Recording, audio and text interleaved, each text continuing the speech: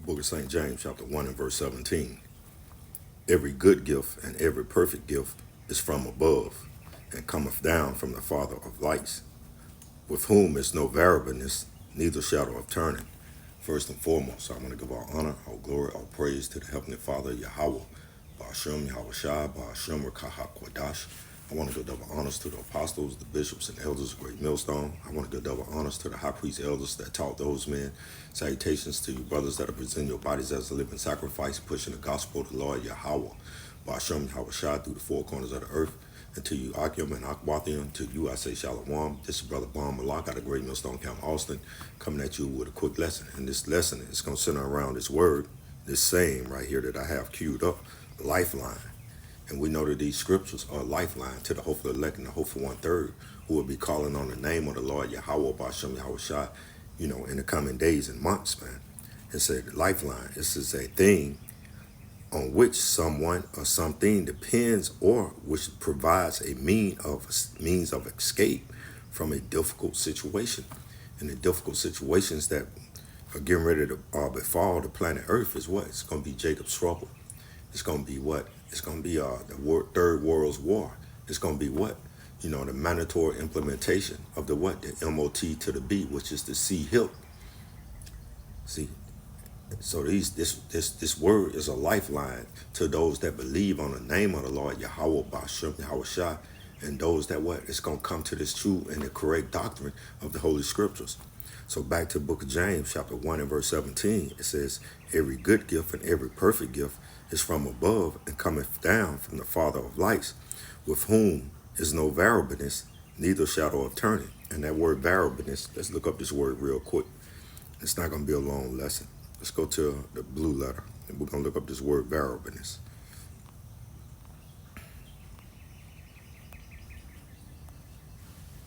Strong's G 3883. Paralage. Paralage. That's it. And that is what? Change. Outline of biblical usage. It means change. And we know that, hold on, matter of fact, instead of just what's come, we're going to go to the scriptures. Let's go to the book of Hebrews, chapter 13, and verse 8. It says, Yahweh Shai Mashiach, the same yesterday and today and forever. So the Lord Yahweh, Ba'ashem Yahweh Shai, he never changes.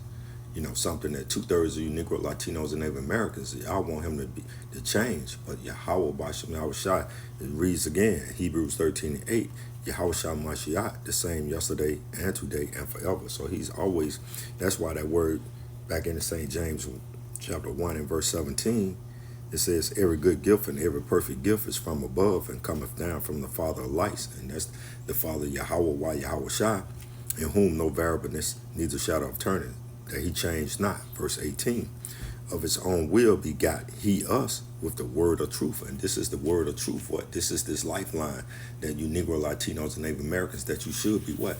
You should be grabbing hold of. You should be grabbing hold of this word, man, so that what? It can be your lifeline in what? In these serious times that are coming upon the planet Earth, man. Verse 18, of his own will begot he us with the word of truth, that we should be kinds of first fruits of his creatures. And that's what we're talking about. We're the hopeful elect and the hopeful one-third, they understand that being the first fruits of the new kingdom is that what? We're going to be the first ones to establish the new kingdom of heaven, which will be played out on earth. Verse 19, wherefore, my beloved brethren, let every man be swift to hear, slow to speak, and slow to wrath. So you need to be what? Swift to hear these words, because these words are a lifeline. You need to be slow to speak, especially if you're coming out of Christianity. You need to be slow to speak because you don't know shit, and slow to wrath. But why? Because the Lord Yahweh Ba'ashem Yahweh Shai said what? Vengeance is mine, thus saith the Lord Yahweh Ba'ashem Yahweh Shai.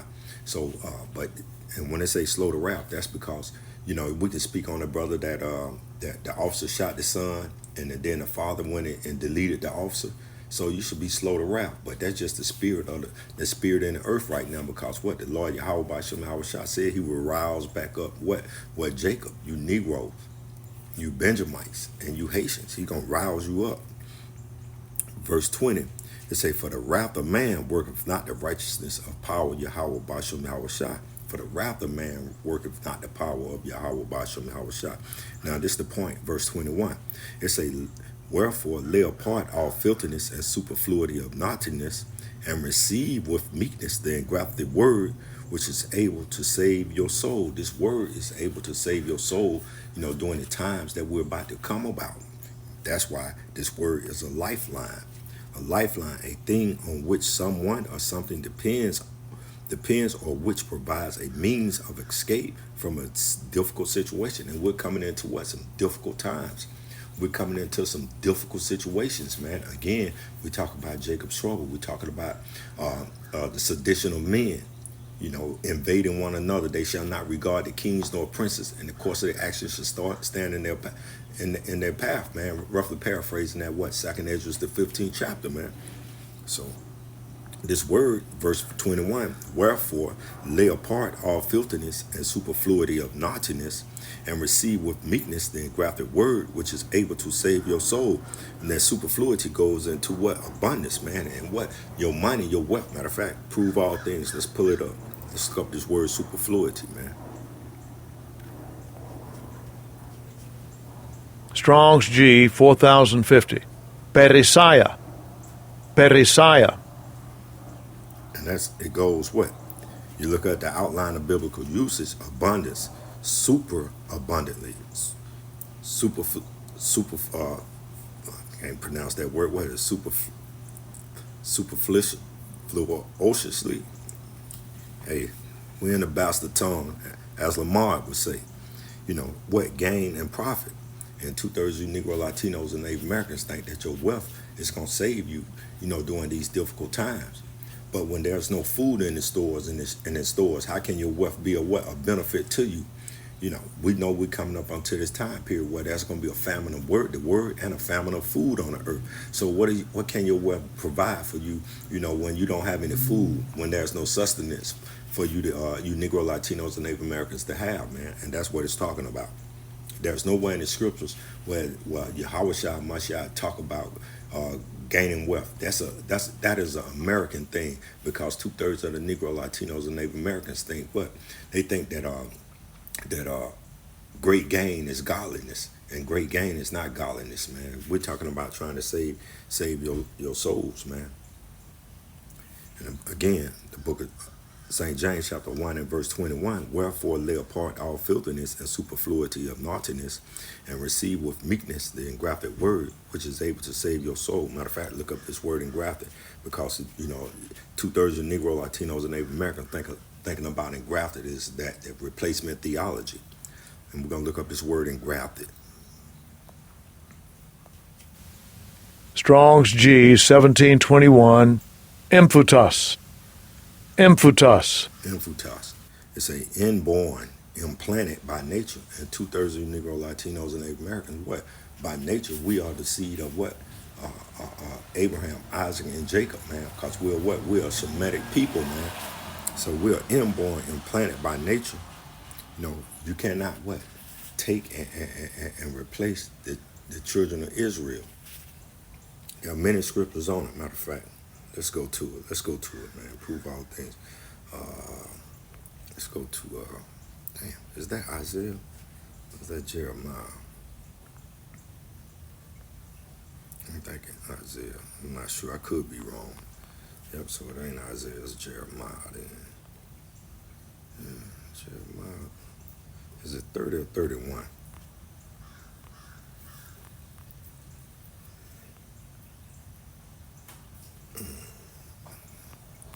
Jeremiah chapter 31.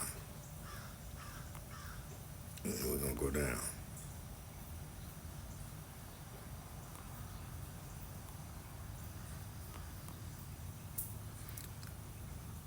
Jeremiah chapter 31 and verse 35. And it reads, thus saith the Lord Yahweh Ba'ashem Hawashah, which giveth the sun for a light by day, and the ordinance of the moon and of the stars for a light by night, which divideth the sea when the waves thereof roar. The Lord Yahweh Ba'ashem Hawashah host is his name. It's verse 36. It said, if those ordinances depart from before me, saith the Lord Yahweh Ba'ashem Hawashah, then the seed of Israel also shall cease from being a nation before me forever. So we know for a fact that the sun hasn't, uh, departed, even though you got your boy Gates, he trying to block out the sun. These are some of the things that Esau Edom, the so-called self-professed white man on earth, he's trying to block out the sun. So what? He's trying to make the Lord Yahweh Bashim Yahushua word a liar. He's trying to cast you Negro, Latinos, and Native Americans off from being a nation of people before the Lord Yahweh Bashim Yahushua forever, man. So these are the things, these are the lifelines that the Lord, this is a lifeline, the scriptures, and really it's the word of the Lord Yahweh Bashim Yahushua. This is the lifeline. Verse 35 again, it said, thus saith the Lord Yahweh Bashim Yahushua, will give the sun for a light by day, and the ordinance of the moon and of the stars for a light by night, which divideth the sea when the waves thereof roar. The Lord Yahweh Bashim Yahushua host is his name. If those ordinances depart from before me, saith the Lord Yahweh Bashim Yahushua, then the seed of Israel also shall cease from being a nation before me forever. Esau, it also goes in, matter of fact, let's read it, verse 37.